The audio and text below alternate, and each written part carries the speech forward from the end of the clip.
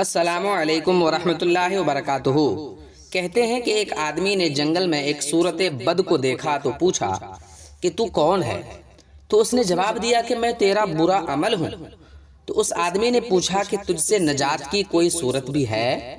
تو اس نے جواب دیا کہ حضور صلی اللہ علیہ وسلم پر درود پڑھنا، جیسا کہ حضور صلی اللہ علیہ وسلم کا فرمان ہے کہ میرے اوپر درود پل صراط کے لیے نور ہے، جو مجھ پر جمعہ کے دن 80 مرتبہ درود پڑھتا ہے اللہ تعالیٰ اس کے 80 سال کے گناہوں کو معاف کر دیتا ہے۔ میرے بھائیوں، ایک آدمی حضور صلی اللہ علیہ وسلم پر درود شریف نہیں پڑھتا تھا۔ ایک رات اس نے خواب میں حضور صلی اللہ علیہ وآلہ وسلم کو دیکھا تو آپ نے اس کی طرف توجہ نہیں فرمائی۔ اس آدمی نے عرض کیا کہ کیا حضور مجھ سے ناراض ہیں؟ آپ نے جواب دیا نہیں، بلکہ میں تمہیں پہچانتا ہی نہیں ہوں۔ عرض کی گئی، اس نے عرض کی کہ حضور مجھے آپ کیسے نہیں پہچانتے ہیں؟ حالانکہ علماء تو کہتے ہیں کہ آپ اپنے امتیوں کو ان کی ماں سے بھی زیادہ پہچانتے ہیں۔ آپ نے فرمایا علماء سچ کہتے ہیں، لیکن تو نے مجھے درود بھیج کر اپنی یاد نہیں دلائی۔ میرا کوئی امتی مجھ پر جتنا درود بھیجتا ہے میں اسے اتنا ہی زیادہ پہچانتا ہوں۔ اس شخص کے دل میں یہ بات بیٹھ گئی اور اس نے روزانہ 100 مرتبہ درود شریف پڑھنا شروع کر دیا۔ کچھ مدت گزر جانے کے بعد پھر آقا کریم صلی اللہ علیہ وسلم کے دیدار سے خواب میں مشرف ہوا۔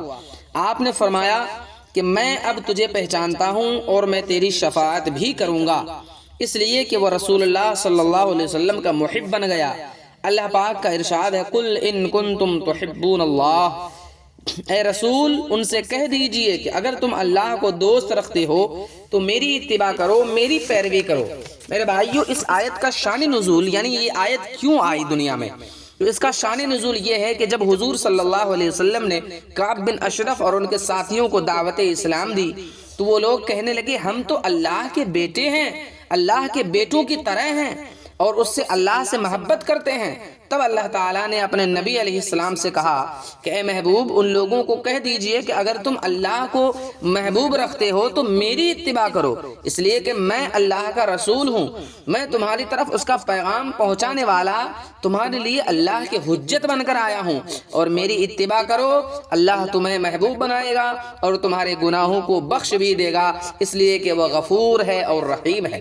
مومنوں کی محبت میں اللہ کے ساتھ یہ ہے کہ وہ اس کے احکام پر عمل کریں، اس کی عبادت کریں، اس کی رضا کے طلبگار رہیں، اور اللہ تعالیٰ کی مومنوں کے ساتھ محبت یہ ہے کہ وہ ان کی تعریف کرے، انہیں ثواب عطا فرمائے، ان کے گناہوں کو معاف کر دے اور انہیں اپنی رحمت سے حسن توفیق، عفت و عصمت عطا فرمائے۔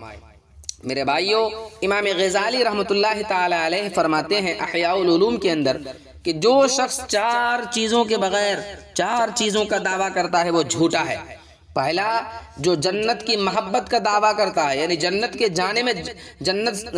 اندر جانے کا خواہش مند ہے مگر نیکی نہیں کرتا، وہ جھوٹا ہے۔ نمبر 2، جو شخص نبی علیہ السلام کی محبت کا دعویٰ کرتا ہے مگر علماء اور صلحاء کو دوست نہیں رکھتا، وہ جھوٹا ہے۔ نمبر 3، جو شخص آگ سے ڈرنے کا دعویٰ کرتا ہے کہ مجھے آگ سے ڈر لگتا ہے مگر گناہ نہیں چھوڑتا، وہ جھوٹا ہے۔ اور جو شخص اللہ کی محبت کا دعویٰ کرتا ہے مگر تکالیف کی شکایت کرتا ہے وہ تو شخص جھوٹا ہے۔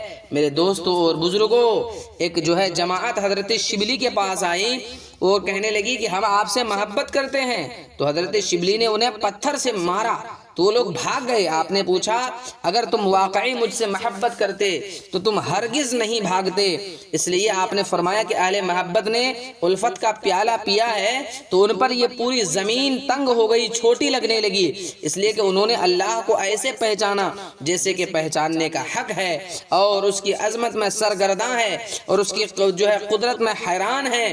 انہوں نے محبت کا جام پیا اور ان کی الفت کے سمندر میں ڈوب گئے اور ان کی بارگاہ میں مناجات سے شیرنی حاصل کی۔ حضرات کہتے ہیں کہ اونٹ جب مست ہو جاتا ہے تو 40 دن تک گھاس وغیرہ کچھ نہیں کھاتا پیتا ہے، اگر اس پر پہلے سے زیادہ بوجھ لاد دیا جائے تب بھی وہ اٹھا لیتا ہے۔ جب اس کا دل، اس لیے کہ اس کا دل محبوب کی یاد میں تڑپتا ہو، اسے نہ چارے کی خواہش ہوتی ہے اور نہ ہی بھاری بوجھ اٹھانے میں وہ گھبراتا ہے۔ تو میرے بھائیوں، میرے سامعینوں، میری باتوں کو سننے والوں، جب اونٹ اپنے محبوب کی یاد میں اپنی خواہشات کو چھوڑ دیتا ہے اور بھاری بوجھ اٹھا لیتا ہے، تو کیا تم نے بھی کبھی اللہ تعالیٰ کی رضا اور خوشنودی کے لیے اپنی ناجائز خواہشات کو چھوڑا ہے؟ کبھی کھانا پینا بند کیا ہے؟ کبھی اپنے وجود پر بارے گراں ڈالا ہے؟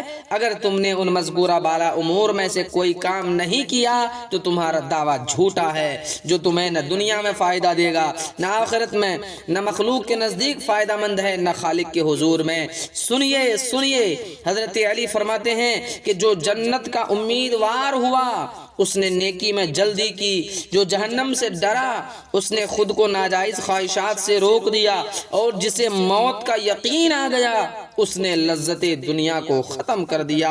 حضرت ابراہیم خواص سے محبت کے بارے میں سوال کیا گیا تو آپ نے کہا، محبت نام ہے ارادوں کو ختم کر دینے کا، تمام صفتوں حاجتوں کو مردہ کر دینے اور اپنے وجود کو اشارات کے سمندر میں غرق کر دینے کا۔